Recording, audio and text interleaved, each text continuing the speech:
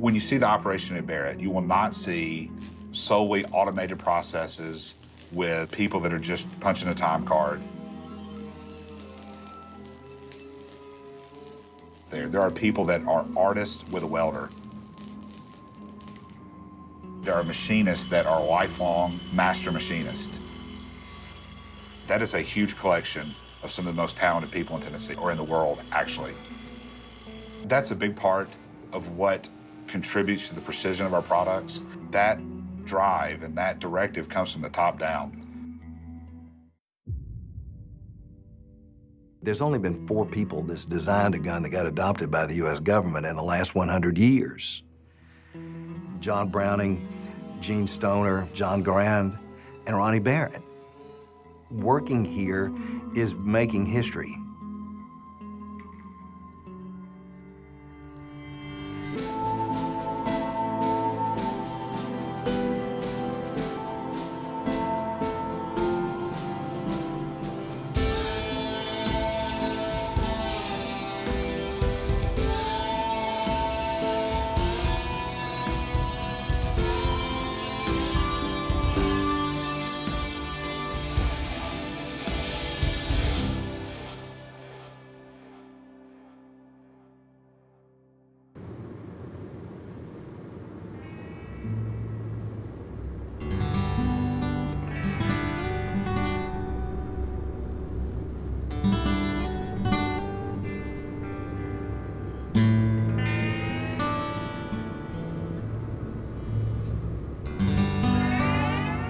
The best moments for me are still the days that a prototype comes to life.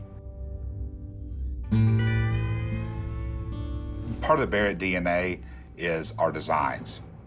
We are really a design and engineering company. We happen to get to make some money some days on delivering these things, but we are passionate about design and passionate about who we design for.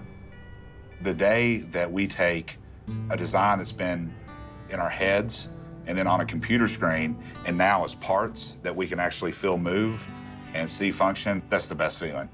That is the best feeling. This is a real breakaway thing for us. This is a belt-fed machine gun. So it's a general purpose belt-fed machine gun, but we've put the Barrett twist on it. The current U.S. military machine gun is very similar to this Barrett product, but it's about 5 pounds heavier. We saw a great opportunity there to put some ingenuity into the design and bring it up to date.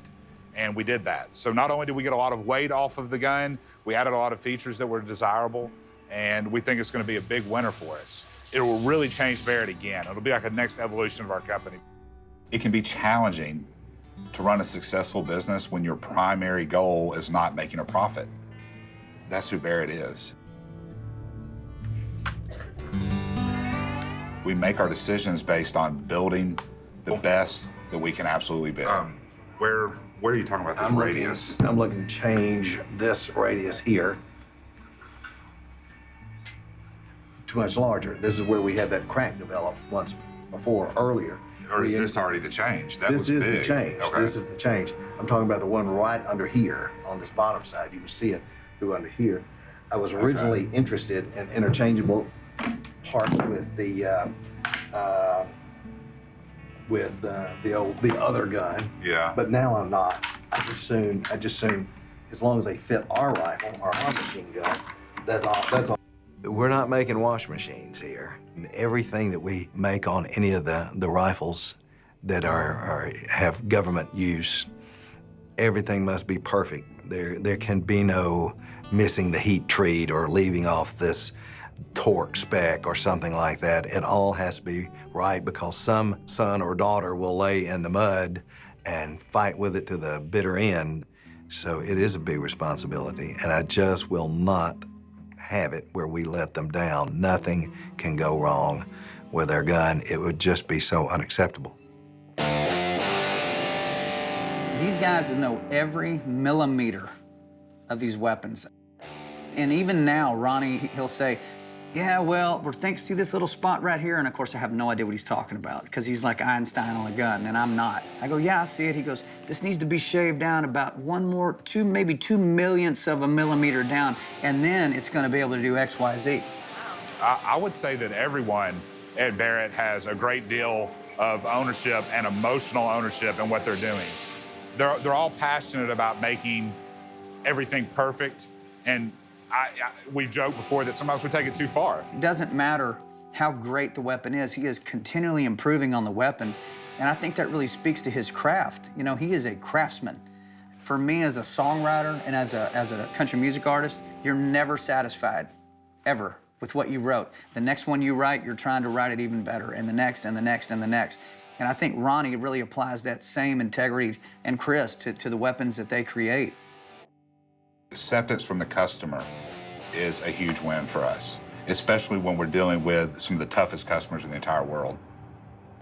A lot of our products are not just consumer products, they are used at some terrible moments for people, at some absolutely trying moments in war and in combat. To be accepted by folks that know that something's going to be used that way, to have your product that you've been passionate about accepted by them, to have them say it's good enough, those are the best moments.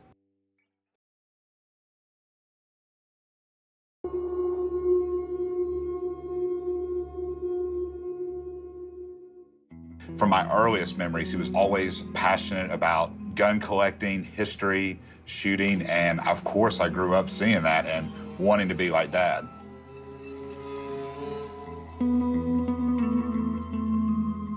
I was born in Murfreesboro, Tennessee, from the 50s up until today. I've always been around guns. When we were real small, we'd have our BB guns. That was the first thing, and my older brother Danny and I would get on our bicycles and ride down the little country lane and just taking targets of opportunity. Later on, that turned into .22 rifles and then into shotgun and hunting rabbits and squirrels and all that kind of stuff. So it's just always been a place in our life. When I was a senior in high school, there was a photographer here in town, called the high school art department and found out who the best artists they had. They wanted to hire them seasonally to be able to retouch photographs. And so I went over there and worked after school. That's how I got started in the photography business. That job was a seasonal job. So as soon as the school year was over, you know, I was out. As soon as they laid me off, I opened my own, photography business. Converted the garage at my parents' house into a little camera room. We were not born with silver spoons. I mean, we lived in a very tiny rental house. Entrepreneurs, they get the glory for what they do, for what they dared to do, but there would be very few that just make it to the top without any pitfalls. I did the pistol competitions, then we had machine gun competitions, and I owned a couple of little machine guns. What comes after machine guns, after you've got that? It would be the big 50 caliber. 50 caliber machine gun is kind of heavy. Well, it's 84 pounds and it sits on a 40-pound tripod and it eats up that very expensive ammunition at 500 shots per minute. It would have been nice to have a 50, but not a 50 Browning machine gun. It was January 1, 1982. I was photographing a riverine patrol craft one day for the Ramo company that's in Nashville. We were talking about what I just told you, that I'd love to have a 50. The owner of the Ramo company, Pony Maples, was there. I said, I'm thinking about, just making one, a little bolt action or something. And Pony said, well, if there was ever a semi-automatic, that would be something. Well, heck, I can do that. He didn't go from photography to firearms. They were happening at the same time. And that's what paid the bills. That's what started the business. And that was his first real legitimate connection with somebody in the industry that was perceivably powerful enough to help him get this thing going. So this is 4 machines in a block that do similar processes or do individual processes that all produce one part. We found that breaking down some of the processes into smaller individual machines helps us get more throughput. As we move into higher volume products, that's pretty important for us. So I said, if I go out and make one, would you guys be interested in building it? Maybe we can make some money out of it. Sure, kid. Well, I took that seriously. So I went back and started sketching things out. I carried it to a machine shop or two, and they'd kind of laugh at you and go, these are not prints. You have to have a machinist print. I finally found a guy would get off work at Greer Stop Nut and Bolt in Smyrna, Tennessee, go to his house.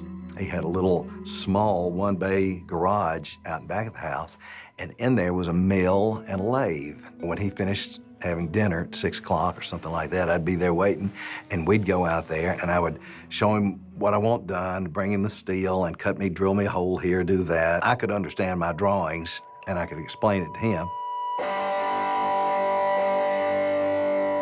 It was just the intense hustle, the tenacity, and just the desire to never quit. And in 4 months, we had the first gun built. And it kind of shot. You know, it would at least go boom, and it wouldn't cycle, but it got me to the next level of what do I want to do differently. Ended up doing it all in a little one-bay garage with a little bitty small mill.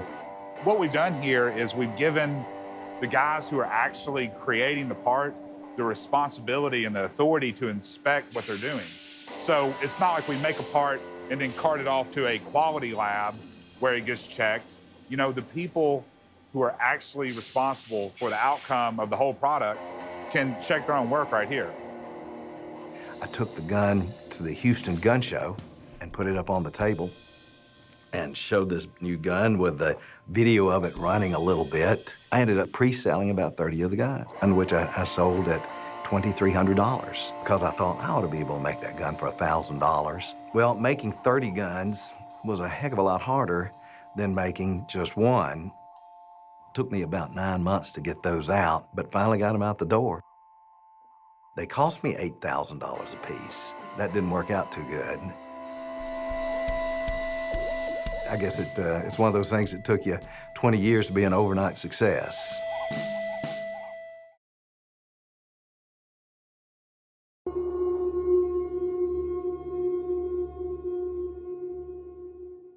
It's probably the one passion I've stuck with my whole life. And at any fitness level, age, there is some shooting sport or outdoor activity that you can participate in.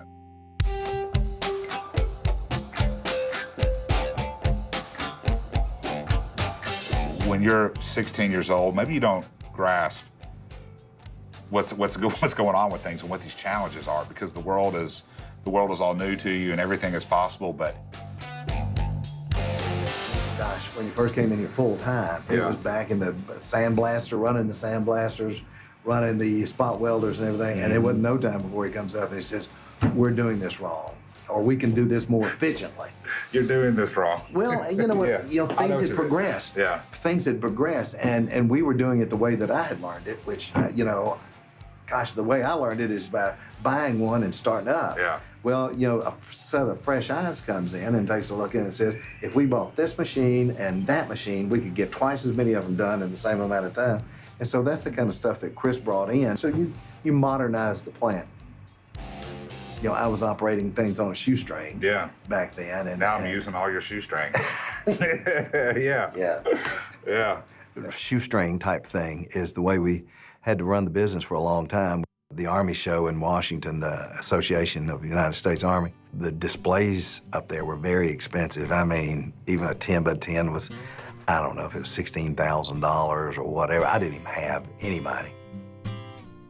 We'd drive to D.C. and rented a room at the Holiday Inn at Telegraph Road, and I'd put each employee in the double bed, and I'd sleep on the floor. And that's how we'd get to a show. I'd come up an exhibitor the first day of the show that had these big night vision back then, and I'd come up to the guy and said, "Nobody's looking at your booth. You know, it's not very exciting or anything. I mean, it's just that." He said, "Yeah, it's been a little slow." I said, "Well, I got this gun. You know, I got this gun, and it's a big gun. If you let me put the gun on your table, then you put the night vision on that, the size of the gun would probably make your night vision look a little smaller." He said, "Yeah, bring it on up." I walked through the lobby of hotels and things with this gun slung over my shoulder, and then put the gun up like that. So now I've got a display for free. And I know one time I had 4 guns on the floor, and I didn't even have a booth. Those were fun days. Just showing up year after year after year eventually causes success. I don't think as a child I really thought too much about a career as an adult. Maybe some kids do that. When I was a really little kid, I was doing, you know, shop things, working on metal, assembling things. This was what my family did. When a lot of my friends went to college, I went straight to work. When I was 18, was designing guns, and I designed a gun at that age that we still make to this day. When I graduated high school, I did things in the shop. I ran machines.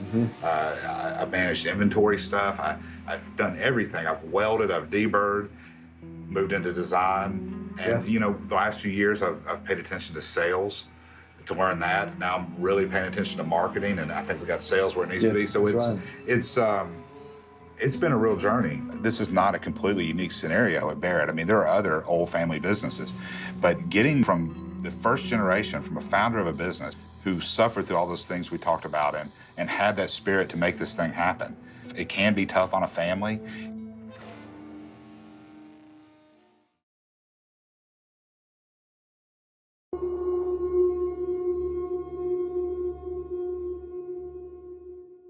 I can easily see how your entire world and your identity is wrapped up in what you built. And for a lot of folks, that's what it is. That is your legacy. It's what I left here. I knew when he said, you know, he'd like to do the president thing, I said, because being president's not all that fun. Yeah, that's true. It's a lot of extra work that sometimes takes you away from the gun designing, which is the most fun. So now he's doing stuff with the marketing, and I know it's in good hands. There's rarely a contradiction between Chris Barrett and Ronnie Barrett. We're all moving in the same direction. Anyone coming into a new position officially is going to have challenges, but this team that's at Barrett today, it makes it awfully easy on me. We've got a lot of great people I can draw off their wisdom, and it's just been a dream.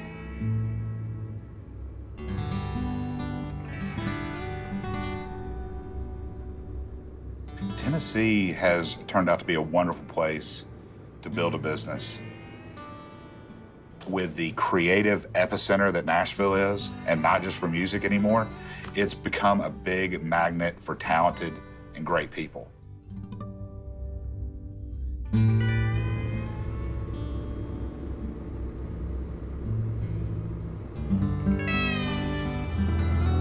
Clear back.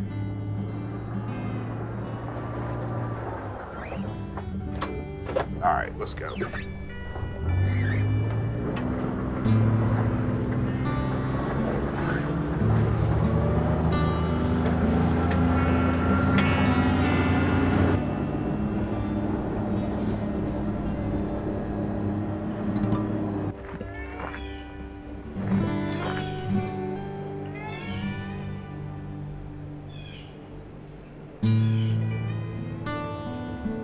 Yeah, I can hear a creek rolling. I can hear animals moving around. I can hear the breeze. It's a nice place to be.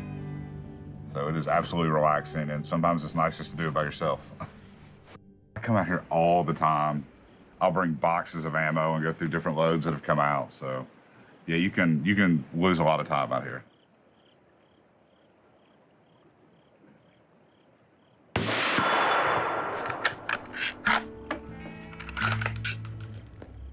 We own sniper rifles. And we have provided for the U.S. military the M107 for many years now. This is the rifle that my father designed.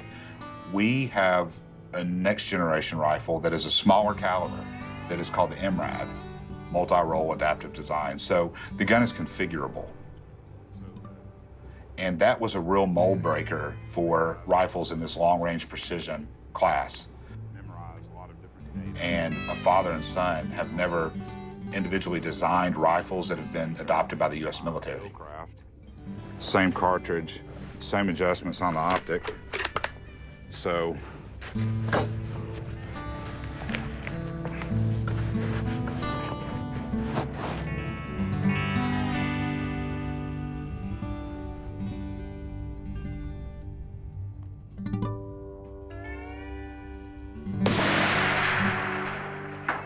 this is a great honor, and a lot of folks may not understand what that means to get an M designation from the United States Army, or in the case of the Marine Corps or the Navy, a MARC designation, an MK number. Those are great badges of honor that mean your rifle or your weapon was selected in intense competition by the most discerning users in the world. Before the MRAD, the standard sniper rifle, if you will, or long-range precision rifle, was not a very configurable rifle. It basically looked like a sporting hunting rifle. The MRAD is made from modular components, which was an idea that had already been accepted on other types of firearms. Never really thought about with precision rifles. So that concept of making a fully modular rifle that was designed from the ground up as a combat reliable gun was totally new.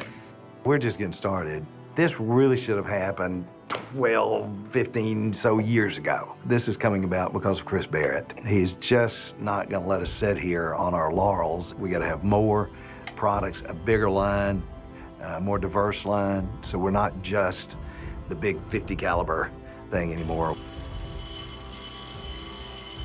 The culture at Barrett is changing, but it has some core principles that have always been the same, and that's that this is a family. There are folks here sitting in this building that have been with Dad since the beginning, that first put pencil to paper on some of the designs, that first welded some of the metal parts together on the very first prototypes. It doesn't matter where this company goes, how big we get.